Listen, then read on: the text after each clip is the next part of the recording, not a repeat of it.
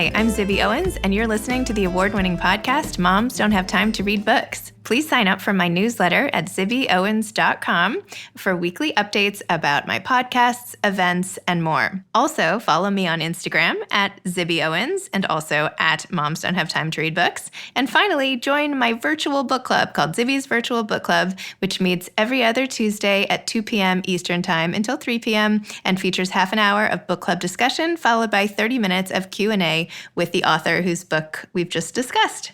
You can sign up on my website, zibbyowens.com, under the virtual book club section, or even on Instagram under the link in my bio. I hope you'll find me in all these different channels and enjoy this podcast. Today's episode has been sponsored by SugarWish. SugarWish is an online gifting site that provides a delightful gift experience followed by delicious treats. They get to choose, delivered directly to their door. Here's how it works.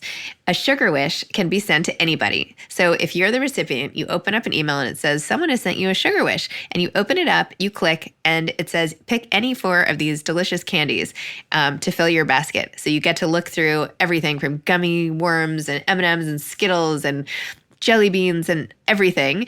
And you click and then check out. And it's sent to you in this beautiful box with all these candies inside and a ribbon, and it's just beautifully packaged and sent right to your door.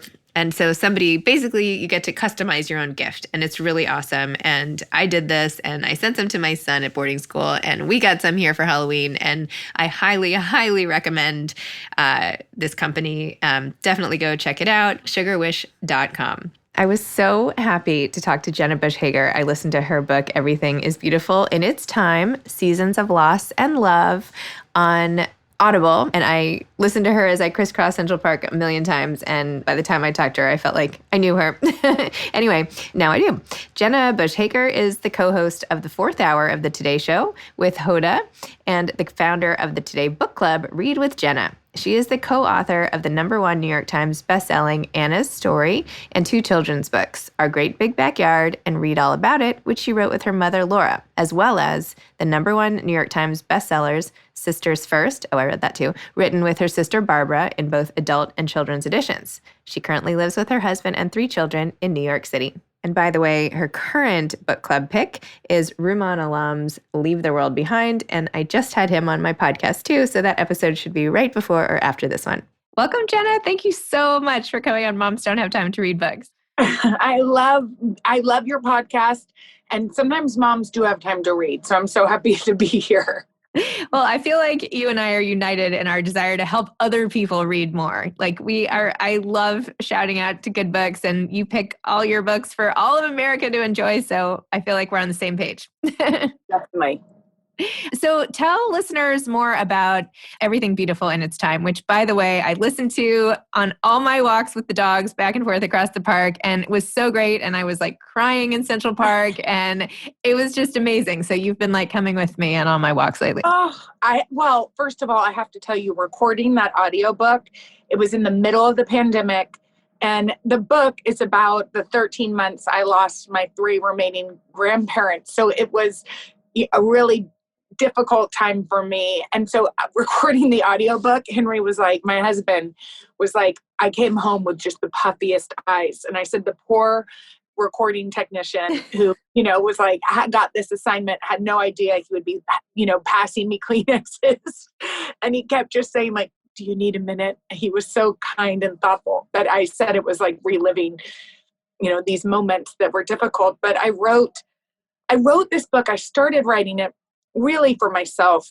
The night that my grandmother, Barbara, died, I was alone in my apartment in New York City. My husband was in Texas, and my sister, who at the time lived in the city, was in Texas. And I just was watching the news. And one of the things that's really hard and interesting that she taught us was that losing somebody publicly is difficult. And so I turned on the news, and there were all these in memoriams and news reports about her. And at first I just couldn't stop watching. And then I was overcome by the fact that, obviously they were just talking about her as Barbara Bush, the politician's wife. And there was so much about Argani that wouldn't be said that night. Just wouldn't, there was no reason for it to be, except for that's how I knew her, and nobody knew her as intimately as we did. And so I turned off the news and I wrote her a letter. And that was really the beginning of this book. And I use writing a lot in my own life as a way to heal, as a way to process. So then I just decided to publish it. But it started off for me. Amazing. Well, that's how the best stuff comes out, right? It's like truthful from the heart, what you need, and turns out other people need it too. So, isn't it true that you weren't there because you had strep throat, which you caught from your daughter, which is like Yes. such a typical mom thing to have had happen? I mean, I went to the doctor. My dad was like, if you have strep throat, you can't go, because obviously my grandmother was dying, but also my grandpa was there. And I just knew I had it. My daughter Mila had it the week before. And of course, moms are so close with our kids. I remember when Mila got the stomach flu and I called my parents to tell her, when she was a brand new baby, that Henry and I were up all night cleaning up, her mess. My parents just laughed knowingly. They were like, oh, now you will be getting things like the stomach bug that you just haven't had since you were in third grade yourself. But yeah, so I couldn't go to see her, but I did get to have a conversation with her before she passed away, which was profound and meaningful to me. Oh. And what you said about it being a public occurrence, at the same time, you had a scene in your book where you're pushing Mila and holding Poppy, and you're walking down the street and you got like 100 text messages all at the same time. And you're like, oh no, what happened? Uh-huh. And you had to like backtrack and figure it out. And I could just so see you on just like any other mom, but here it is, like a huge public figure. Like, how do you like even reconcile something like that when you have it coming at you in every direction?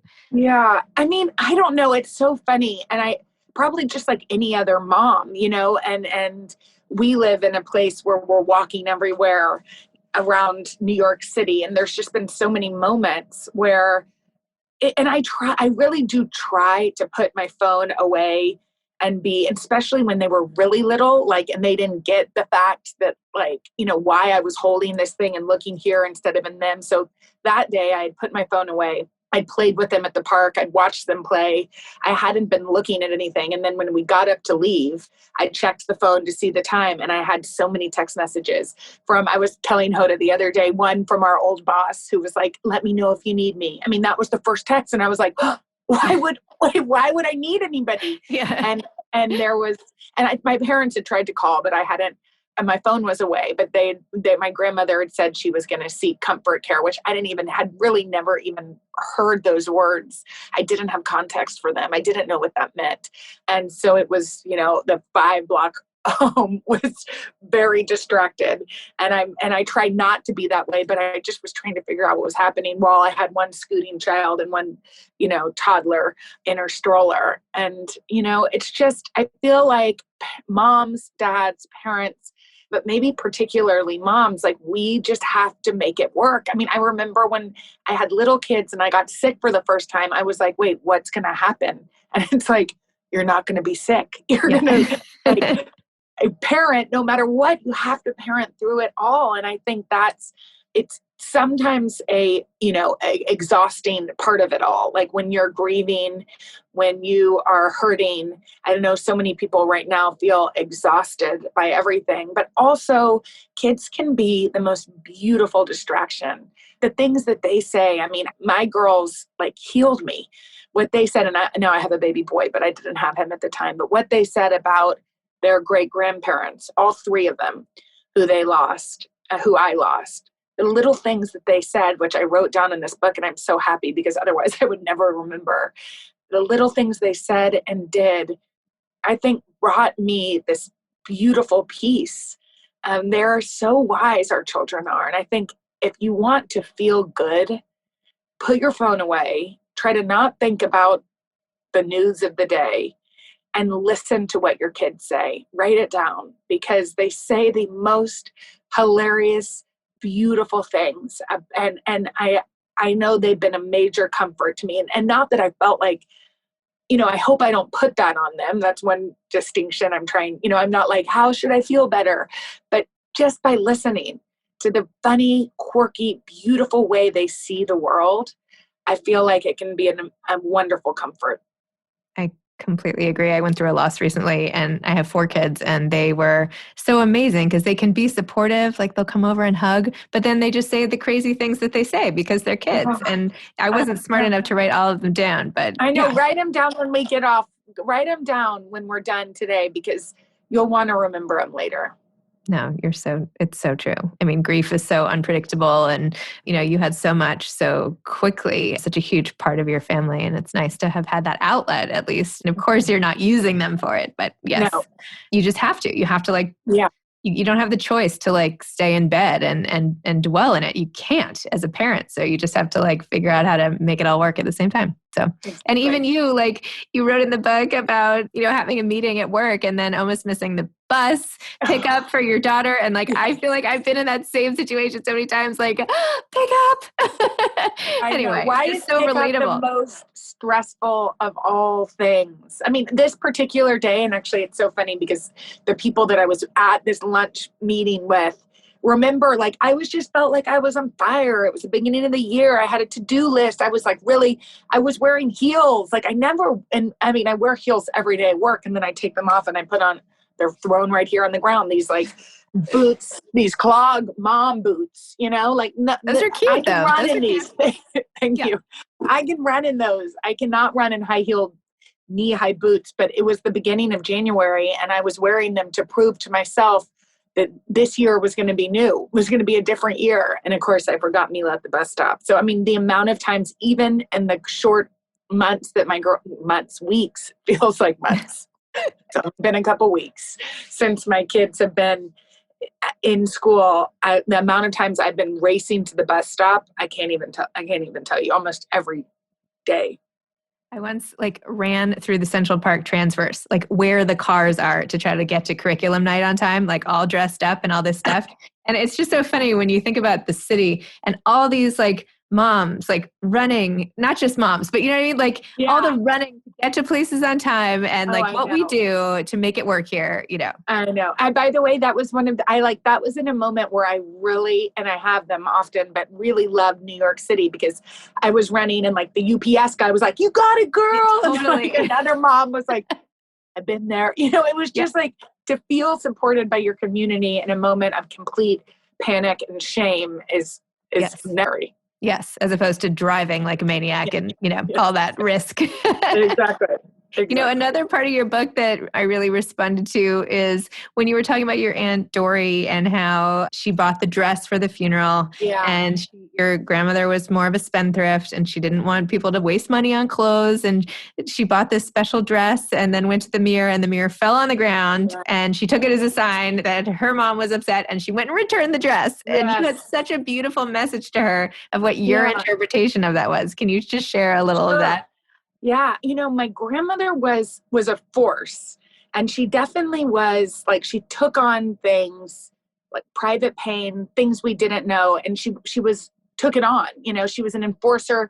We didn't necessarily know why she was the way she was, she was private and also very transparent at the same time. So I'm not sure if that makes sense, but towards the end of her life, we were in Maine one summer and I came down the stairs early and I still picture her when I think about her in this little screened in porch.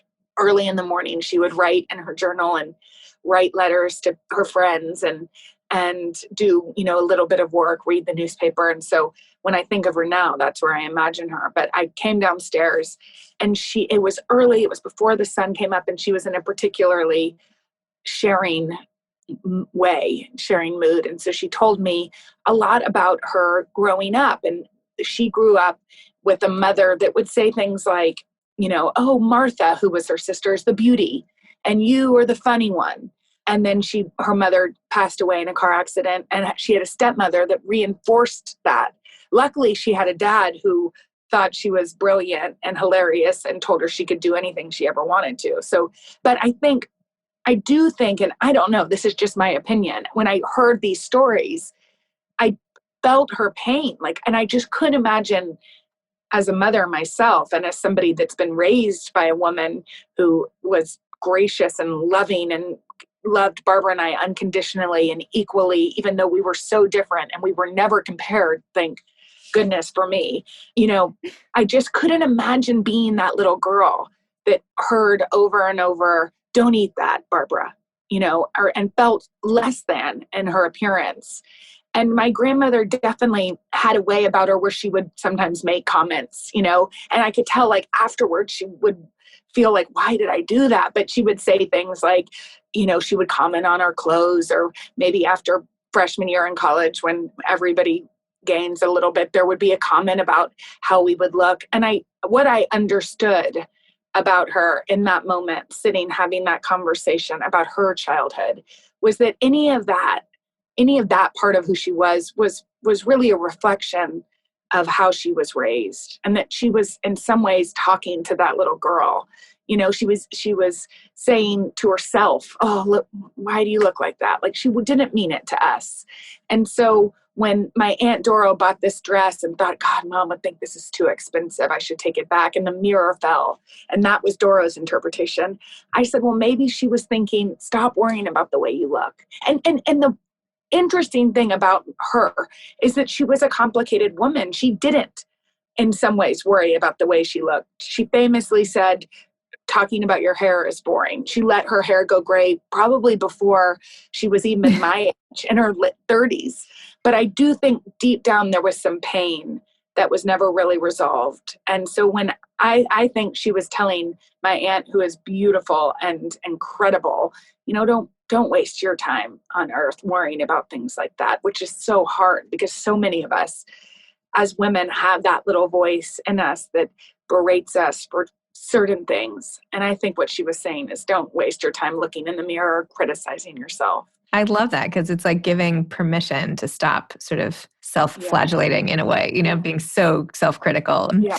I recently started, in addition to this podcast, Moms Don't Have Time to Lose Weight, because I feel like so many moms, like with COVID in particular, have been like at home and losing, gaining weight and in their closets all upset and all the rest. And then as I was like focusing on that and listening to your book, I like sat at my computer, and then I saw that now you're doing Move with Jenna at 11 o'clock on the Today Show. I'm like, this is amazing.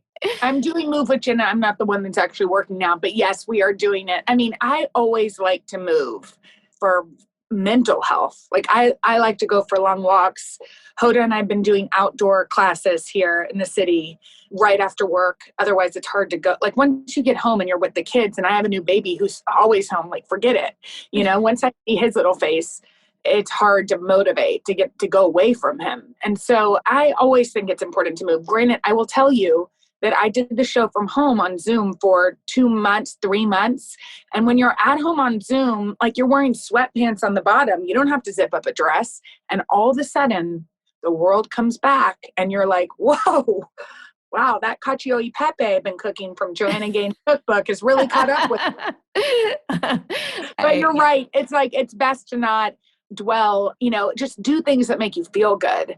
And if you do that, then hopefully the COVID-19, as I like to say, will come off. Yes. So tell me a little bit more about your writing. When do you like to write? Where do you do it? Is it like in your bed at night, or are you, give me a visual here.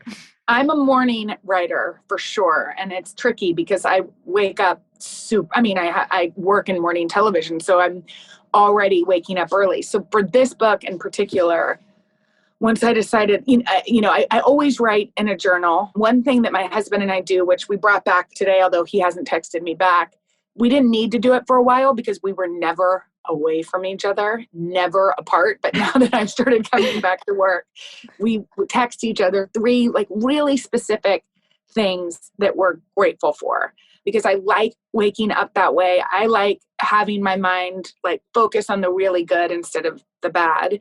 And I also like sharing those little insights with him and having him share his with me. They're not about each other necessarily, although sometimes they are. And so I always write in a journal in the morning. But for this book, when I was writing, I would set the alarm for about 4 a.m. I would write in our little office / guest room / playrooms. It's like the New York's where you have nowhere to write except for this one little den where I wouldn't wake up the kids and Henry. And I So I did that at least 3 days a week. And then right after the show at 11, I would go over to my office at 30 Rock and I would try to just continue for an hour or two before my mind had nothing left to give. I read at night. I read for pleasure and for fun every night before I go to bed. That I try, but I want it to be fun. I don't want it to be work. And so, yeah, I cannot write at night. I can't really do much at night. I mean, it's like I have this much left to give because my mornings are so big. And then by the time the kids go to bed, I just have, an hour or two with Henry to try to decompress. And then that's it. Yeah. I have so much respect when people are like, yeah, let's like go meet up at this time, or why don't you do all your emails late at night? I'm like, I am fried. Yeah, I agree. And I also think even like any sort of arguments, any sort of anything that's not great happens in those hours. It's so true. Where your rope is done. It's so short true. of just a tiny fuse. Oh my gosh. And tell me about the reading for Read with Jenna. How do you pick your books? Well, it's been such a really fun part of my job because I just love to read. So I'm reading now for February. So I read January and February. I read about 6 months in advance, and which is so fun. I mean, I love that I get to get some of these books in gallery forms and read them and be one of the first, like maybe besides the editors and other people that have book clubs and obviously the indie bookstores owners who get to read this work. I don't know. It feels really like a privilege. We look for books that are debut authors in many cases. We want new voices that may not always get the attention. We like diverse voices from all over the world, our country, people that look different and have different experiences. And then just really books that move us, books that move me, books that I stay up late into the night reading. Books that I know will inspire because I've been in a book club, throughout my life in different iterations in different towns. I know what will inspire really cool, wonderful conversations. And so that's really what goes into it. And it's just so much fun. You have to come to my book club. I started a virtual book club. I have like 1,000 members. Anyway, you should come. It's really fun. Yeah. Choose. I'm looking around my office, but I don't know if you've read Leave the World Behind. Yes, I just had Ramon on my podcast yesterday. I haven't released it yet. Ramon. I hope you told him I said hi. You probably didn't, but he is brilliant. Yes. He's so awesome. And did you read this with your book club? We haven't yet, but you know what? We should do it. We hardly have any mail. Have you read it? I read it myself, but I haven't assigned it to my book club yet. But I think that's a really great idea. It's so good, isn't it? Yeah. Maybe we will do that. That's a great idea. If you ever need help, call me up. I'm happy to be part of a book club one month. Let me do it. Yeah, maybe the two of you can like do it together or something. I don't know. That'd be neat. I mean, I'm sure you've interviewed him. I mean, anyway, that would be awesome. So you have like so much going on. What's coming next for you? You were like churning out books and kids and TV shows and all the rest. And kids.